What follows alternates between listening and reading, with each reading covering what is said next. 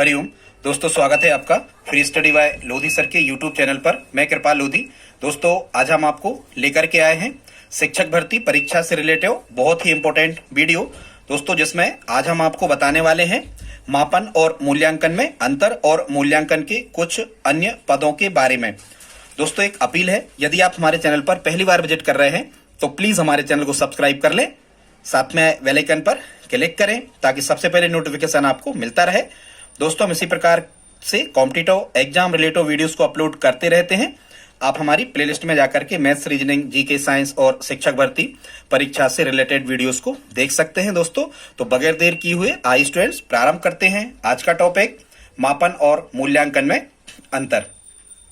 Students, यहां से हमें तीन चीजों को पढ़ना होता है, मापन, मूल्यांकन और आकलन। हालांकि आपको एक बात बताएं, ये जो आकलन है ये सबसे निम्न स्तर या सबसे कम क्षेत्र वाला, हम कह सकते हैं सबसे कम व्यापक होता है। इसके बाद में मापन आकलन से ज्यादा व्यापक होता है, और सबसे ज्यादा व्यापक कौन होता है? मूल्यांकन। खैर, आज हमारा उद्देश्य मापन और मूल्यांकन में अंतर बताने का, और ये हमारा इसका पार्ट फर्स्ट है। पार्ट सेकंड में हम आपको सभी प्रकार के मूल्यांकन के प्रकारों के बारे में बताएंगे। स्टूडेंट्स, जो मापन है मुख्यतः इसकी परिभाषा हम ऐसे कह सकते हैं कि मापन या अंकन का या मेजरमेंट इसको हम कहते हैं स्टूडेंट्स। मूल्यांकन मतलब एवेल्युएशन कहलाता है।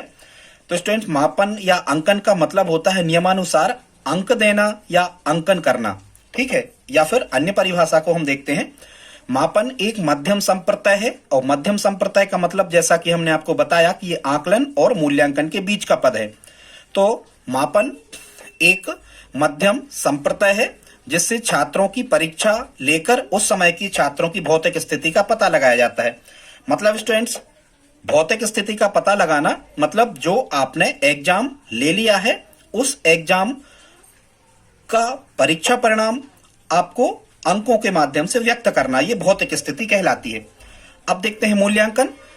वह सब क्रमिक मूल्यांकन की एक सामान्य सी तो परिभाषा ये होती है स्टूडेंट्स कि मूल्य धन अंकन अर्थात मूल्यों का अंकन। अब मूल्य क्या होते हैं? तो मूल्य शैक्षिक और सह-शैक्षिक दोनों हो सकते हैं। तो मूल्यांकन में हम कहते हैं वह सब क्रमिक क्रियाएं जो समग्र रूप से यह बताती हैं कि अध्यापन अधिगम प्रक्रिया कितनी प्रभावी रही। तो अध्यापन अधिगम प्रक्रिया कितनी प्रभावी रही, ये यदि आपको चेक करना है तब आपको मूल्यांकन की आवश्यकता पड़ती है। आगे देखते हैं, मापन संकुचित अवधारणा है, इसका कम क्षेत्र होता है, अभी हमने आपको बताया था, ठीक है। और ये जो मूल्यांकन है, मापन इसी के अंतर्गत आता है। मतलब हम ये कह सकते हैं कि मूल्यांकन एक व्यापक संप्रत्यय है। फिर जो मापन होता है ये मात्रात्मक और संख्यात्मक होता है। मतलब मापन का अर्थ ही होता है अंकन, तो ये मात्रात्मक होता है। इसका मतलब यह है कि जैसे छात्र की या छात्रों की ऊंचाई को मापना, उनकी या हम लंबाई भी कह सकते हैं, उनकी लंबाई को मापना या उनके भार को मापना या अंक कितने मिले, ठीक है। तो ये मात्रात्मक का मतलब वही होता है, उनका भार जैसे आप माप सकते हो तो उसकी मात्रा होगी। या संख्यात्मक मतलब उन जो भी आपने भार या लंबाई वगैरह उनकी मापी है तो उसको आप अंक से भी दोगे जो भी मापन में आएगा। तो ये मात्रात्मक और संख्यात्मक होता है, जबकि मूल्यांकन मात्रात्मक और गुणात्मक होता है। यहाँ स्टूडेंट्स, गुणात्मक का मतलब ये होता है कि जो सह शैक्षिक क्षेत्र के अंतर्गत जितनी भी अन्य क्रियाएं आती हैं मूल्यांकन उनका भी शिक्षक द्वारा किया जाता है। ये प्राचीन अवधारणा है। मतलब मापन तो बहुत समय पहले से चला आ रहा है, ठीक है, बहुत समय से चला रहा है मापन, तो ये प्राचीन अवधारणा है। पहले भी मापन होता था, आज भी होता है, लेकिन ये मूल्यांकन नवीन अवधारणा है, क्योंकि आपको पता है अब मूल्यांकन की विधियां परिवर्तित हो गई हैं, तो मूल्यांकन नवीन अवधारणा है। मापन जो है ये साक्ष्यों को एकत्रित करता है, मतलब छात्रों के बारे में जानकारियों को एकत्रित करता है। लेकिन मूल्यांकन जिन जानकारियों को इकट्ठा किया गया है, जिन साक्ष्यों को इकट्ठा किया गया है, तो मूल्यांकन क्या करता है? उन साक्ष्यों से निष्कर्ष निकालता है। जैसे किसी छात्र का मूल्यांकन किया और उसके बहुत अच्छे परसेंट वगैरह बने, तो हम क्या कह सकते हैं कि भाई ये बहुत ज्यादा प्रोग्रेस करेगा, कोई भी कठिन सब्जेक्ट से इसको पढ़ाई करने दो या इस कॉलेज में इसका प्रवेश करवा दो आदि। तो ये साक्ष्यों को एकत्रित करता है, जबकि मूल्यांकन साक्ष्यों से क्या करता है? निष्कर्ष निकालता है। फिर मापन के द्वारा छात्रों की भविष्यवाणी नहीं की जा सकती, लेकिन मूल्यांकन के द्वारा, क्योंकि यहां ध्यान रखना आपको कि मूल्यांकन में परीक्षा परिणाम आपको मिल गया है, अंक सूची मार्कशीट आपके हाथ में आ गई है, तो इससे मूल्यांकन से छात्रों की भविष्यवाणी की जा सकती है।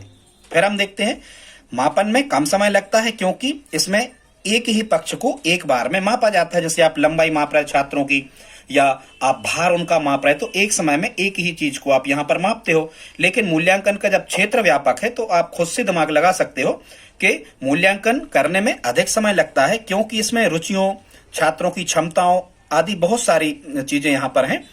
छात्रों की रुचियों, क्षमताओं आदि का एक साथ मूल्यांकन किया जाता है, इसलिए इसमें क्या लगता है, समय अधिक लगता है मूल्यांकन में। ठीक है स्टूडेंट्स, आगे देखते हैं।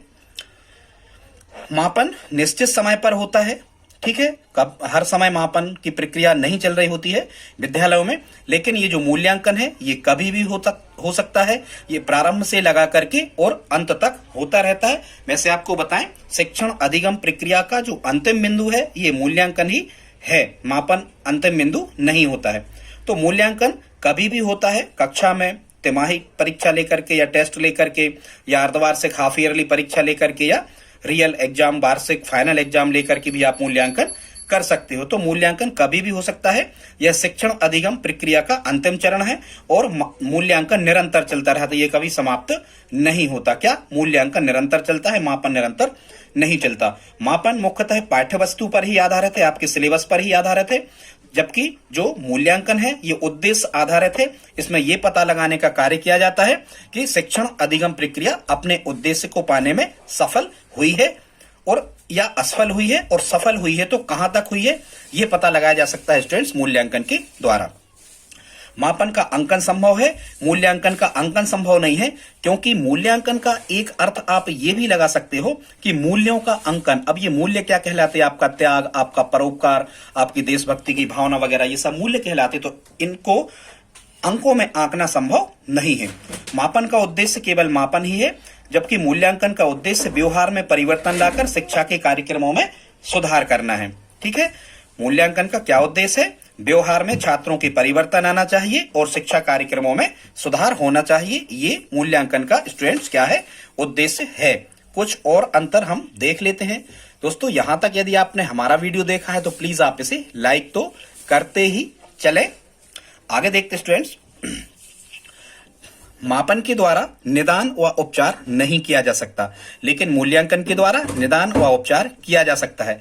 यहां स्टूडेंट्स, निदान का अर्थ होता है छात्रों की कमजोरियों या त्रुटियों का पता लगाना केवल, और उपचार का मतलब होता है कि जब छात्रों की कमियां या त्रुटियां या गलतियों का पता लगा लिया जाता है तो रेमेडियल क्लासेस के माध्यम से, अतिरिक्त कक्षा के माध्यम से उन कमियों को दूर करने का जो प्रयास किया जाता है वह उपचारात्मक शिक्षण कहलाता है। निदान माने कमियों का पता लगाना और उपचार का अर्थ होता है उन कमियों को दूर करने का प्रयास करना। आगे देखते हैं, जो मापन होता है, मापन में तुलनात्मक अध्ययन संभव नहीं होता है, क्योंकि इससे व्यक्तिगत पक्ष की जानकारी होती, मतलब बहुत से लोगों का यदि आपको तुलनात्मक अध्ययन बहुत सी बातों का करना है तो मापन से नहीं किया जा सकता, लेकिन मूल्यांकन से छात्रों की स्थिति का तुलनात्मक अध्ययन संभव है। मापन का कार्य केवल अंक प्रदान करना है, लेकिन जो मूल्यांकन है इसमें अंक प्रदान करने के बाद मूल्यों का निर्धारण भी किया जाता है कि उनमें परिवर्तन या सुधार हुआ या नहीं हुआ। आगे देखते हैं, मापन एक साधन है, इसमें अधिक धन, श्रम व समय की आवश्यकता नहीं पड़ती। मापन क्या है, एक साधन है। बहुत इंपॉर्टेंट फैक्ट स्टूडेंट्स, यहां से प्रश्न बना है, वहीं से हमने किसी पेपर में से ही ये लिखा है, शायद एमपी टेट वर्ग 2 में था ये क्वेश्चन। मापन क्या है, एक साधन है। आप मापन से अनुमान लगाओ, मापने के उपकरण हैं जैसे फीता, स्केल वगैरह, तराजू, ऐसा आप दिमाग लगा सकते हो।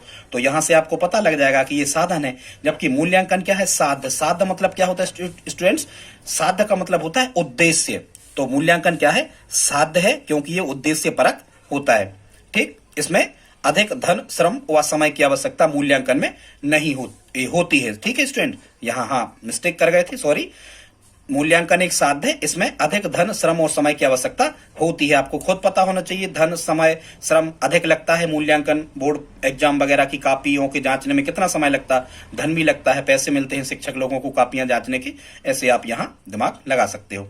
आगे देखते स्टूडेंट्स, मापन का उद्देश्य केवल संबंधित वस्तु की मात्रा है। मापन लिखा है तो मात्रा ही यहां पर रहेगा, जबकि इसका लक्ष्य या उद्देश्य की जो प्रकृति होती है वो दार्शनिक होती है। ठीक है, दार्शनिक मतलब बहुत से पक्षों में सुधार करने के लिए ही मूल्यांकन किया जाता है। अब हम देखते हैं इनका क्षेत्र। तो आकलन का क्षेत्र सबसे ज्यादा संकुचित है, इससे ज्यादा क्षेत्र होता है मापन का, और इन तीनों में सर्वाधिक क्षेत्र होता है मूल्यांकन का। ठीक है, अब हम देखते हैं कि मूल्यांकन किसका किया जाता है, मूल्यांकन का क्षेत्र क्या क्या हो सकता है। तो यहाँ स्टूडेंट्स, मूल्यांकन का क्षेत्र शिक्षक और छात्र दोनों, मतलब मूल्यांकन किसका किया जाता है, शिक्षक का भी किया जाता है और छात्र का भी किया जाता है। हालांकि कई बार आपको मिलता है कि शिक्षण व्यवस्था का भी किया जाता है, वो मूल्यांकन के अलग अलग प्रकार होते हैं, हम आपको आगे बताएंगे। तो यहां आपको ध्यान रखना, शिक्षक और छात्र दोनों का मूल्यांकन किया जाता है। मूल्यांकन के 3 अंग होते हैं, शिक्षण उद्देश्य, अधिगम क्रियाएं और इसके द्वारा व्यवहार में परिवर्तन आना चाहिए। ठीक है, इनको स्टूडेंट्स हम क्रम से भी लगा सकते हैं, ये मूल्यांकन के चरण भी इनको हम कह सकते हैं। सबसे पहले मूल्यांकन शुरू करने के पहले शिक्षण उद्देश्य निर्धारित किए जाते हैं कि हमें किन उद्देश्यों की पूर्ति करना है। इसके बाद छात्रों को साधन संसाधनों के माध्यम से अधिगम कराया जाता है, मतलब उनको पढ़ाया लिखाया जाता है। इसके बाद में मूल्यांकन के द्वारा ये जांच किया जाता है कि उनके व्यवहार में कितना परिवर्तन हुआ है। अब हम देखते हैं मूल्यांकन किसका होता है। तो मूल्यांकन परिणामों का भी होता है, मूल्यांकन छात्रों के गुणों का भी होता है, और मूल्यांकन सीखने की मात्रा का भी होता है, मतलब छात्रों ने कितना सीखा है। अब हम देखते हैं मूल्यांकन के अन्य क्षेत्र के मूल्यांकन किन किन वस्तुओं का या किन किन तथ्यों का किया जाता है। तो मूल्यांकन के क्षेत्र के अंतर्गत वे सूचनाएं जिन्हें एकत्रित किया गया है उनका भी मूल्यांकन किया जाता है, मतलब ये पाठ्य सामग्री से संबंधित सूचनाएं हैं। फिर ज्ञान, नॉलेज आपको कितना हुआ, इसका मूल्यांकन किया जाता है। प्रवृत्तियां, मूल्य और अभिवृत्तियां, छात्रों की अभिवृत्तियां क्या हैं, क्या मूल्य उनने अर्जित किए, क्या सीखा, इसका मूल्यांकन किया जाता है। छात्रों की योग्यता का मूल्यांकन किया जाता है, छात्रों की बुद्धि का मूल्यांकन किया जाता है, उनकी रुचि और आदतों का भी मूल्यांकन किया जाता है, और उनके शारीरिक स्वास्थ्य का भी मूल्यांकन किया जाता है। ठीक है दोस्तों, यदि वीडियो पसंद आया हो तो प्लीज आप इसे लाइक करें और कमेंट में बताएं आप हमसे कौन सा सब्जेक्ट और पढ़ना चाहते हैं। ठीक है दोस्तों, मिलते हैं अगली वीडियो में, तब तक के लिए जय हिंद जय भारत।